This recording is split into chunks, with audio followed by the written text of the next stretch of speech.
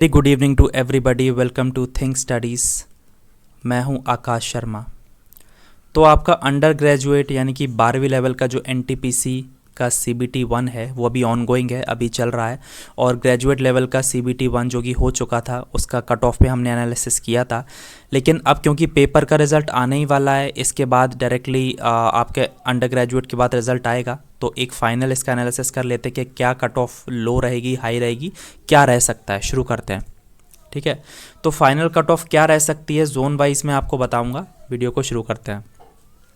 CBT 2 के लिए क्या बेसिकली रिक्वायरमेंट है ये सब आपको पता ही है कि 8113 वैकेंसीज हैं ग्रेजुएट में, और CBT 2 में लगभग ये कितना 15 टाइम्स बच्चों को बुलाने वाले हैं, जिसके हिसाब से हम देखें तो 1,20,000 से 21,000 के आसपास बच्चे ये CBT 2 में जाएंगे।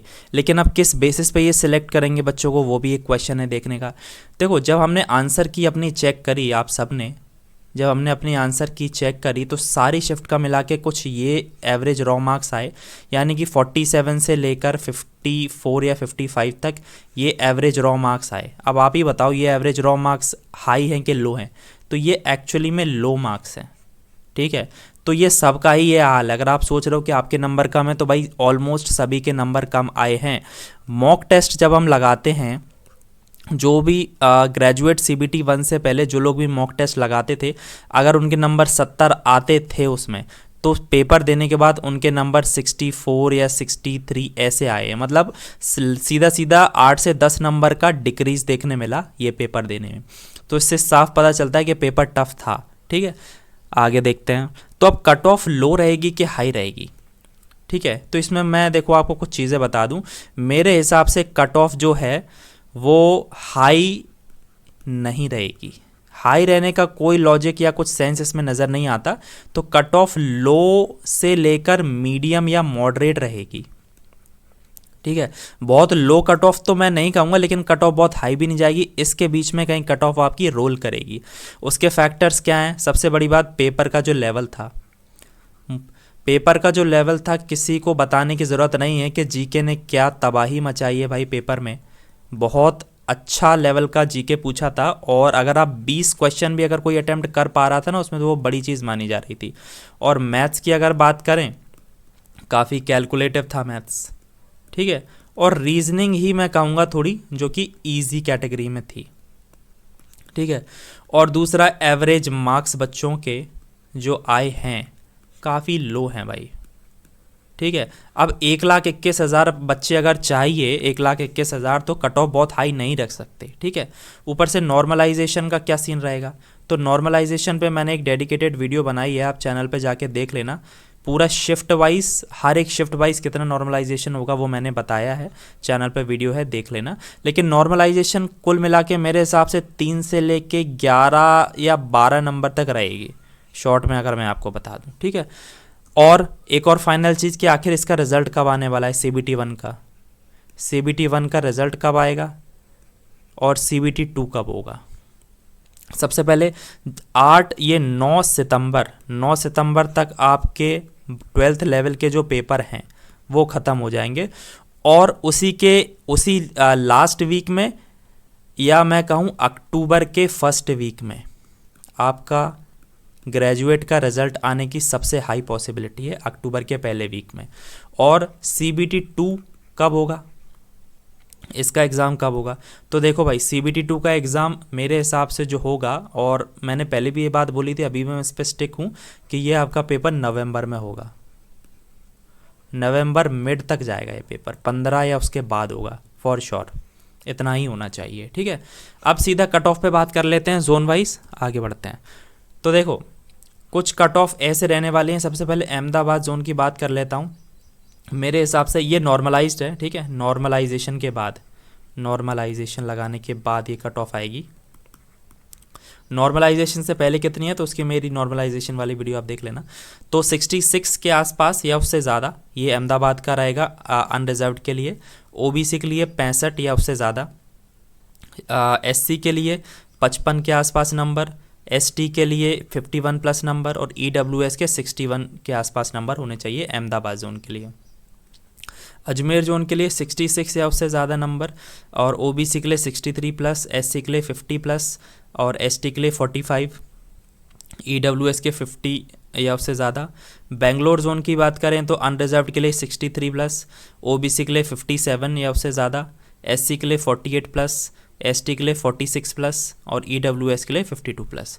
चंडीगढ़ जोन की बात करें तो अनरिजर्व्ड के लिए 64 के आसपास, ओबीसी के लिए 61 के आसपास, एससी के लिए 55 के आसपास, एसटी के लिए 52 के आसपास, ईडब्ल्यूएस के लिए 60 प्लस के आसपास। रांची जोन की बात करें तो अनरिजर्व्ड के लिए 67 प्लस जाएगा, ओबीसी के लिए 62 प्लस और एससी के लिए 54 प्लस, एसटी के लिए 52 प्लस, ईडब्ल्यूएस के लिए 62 प्लस। मालदा जोन की बात करें तो अनरिजर्व्ड के लिए 67 प्लस, ओबीसी के लिए 62 प्लस, एससी के लिए 54 प्लस एंड एसटी के लिए 52 के आसपास, ईडब्ल्यूएस के लिए 60 के आसपास नंबर। तिरुवनंतपुरम जोन के लिए अनरिजर्व्ड के लिए 62 के आसपास, ओबीसी के लिए 58 प्लस एंड एससी के लिए 56 के आसपास नंबर चाहिए, एसटी के लिए 51 के आसपास होना चाहिए, ईडब्ल्यूएस के लिए 62 के आसपास होना चाहिए।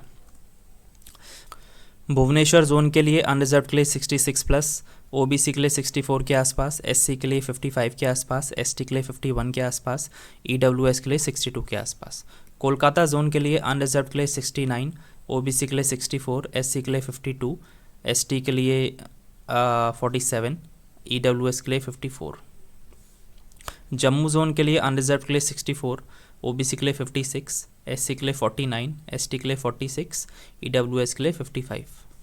मुंबई जोन के लिए अनरिजर्व्ड के लिए 66, ओबीसी के लिए 61, एससी के लिए 52, एसटी के लिए 51, ईडब्ल्यूएस के लिए 62।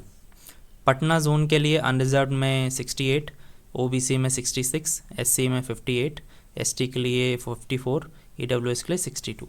चेन्नई जोन में अनरिजर्व्ड में 65, ओबीसी में 58, एससी में 57, एसटी में 53, ईडब्ल्यूएस में 64। भोपाल जोन में क्या रह सकता है, तो अनरिजर्व्ड में 67, ओबीसी में 65, एससी में 56, एसटी में 52, ईडब्ल्यूएस में 62। इन सारे नंबर जो मैं बता रहा हूँ इसमें 2-3 नंबर का वेरिएशन आगे पीछे हो सकता है, इस चीज़ का ध्यान रखिएगा। बिलासपुर में अनरिजर्व्ड में 68, ओबीसी में 65, एससी में 50 प्लस, एसटी में 46, ईडब्ल्यूएस में 52। गोरखपुर में 65 अनरिजर्व्ड के लिए, ओबीसी के लिए 58, एससी के लिए 47, एसटी के लिए 45, ईडब्ल्यूएस के लिए 54। गुवाहाटी जोन में अनरिजर्व्ड में 64, ओबीसी में 62 प्लस, एससी के लिए 56, एसटी के लिए 53, ईडब्ल्यूएस के लिए 60। मुजफ्फरपुर में अनरिजर्व्ड में 66, ओबीसी के लिए 64, एससी के लिए 57, एसटी के लिए 52, ईडब्ल्यूएस के लिए 62। प्रयागराज में अनरिजर्व्ड में 67 और ओबीसी के लिए 66, एससी के लिए 55, एसटी के लिए 54, ईडब्ल्यूएस के लिए 62। सिकंदराबाद में क्या रह सकती है, अनरिजर्व्ड के लिए 67, ओबीसी में 59, एससी के लिए 56, एसटी के लिए 55, ईडब्ल्यूएस के लिए 64। और फाइनली सिलीगुड़ी में यहाँ पे 67 जा सकता है अनरिजर्व्ड के लिए, ओबीसी के लिए 65, एससी के लिए 56, एसटी के लिए 53, ईडब्ल्यूएस के लिए 63। तो गाइस ये था मेरा एनालिसिस, कट ऑफ एनालिसिस सारे जोन के लिए।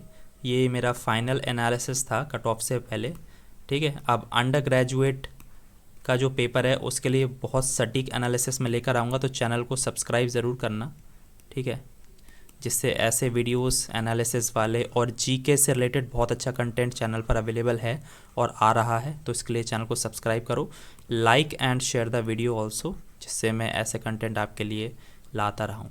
Thank you for watching think studies GK. This is Akash Sharma. Thank you for watching the video. Have a great day guys.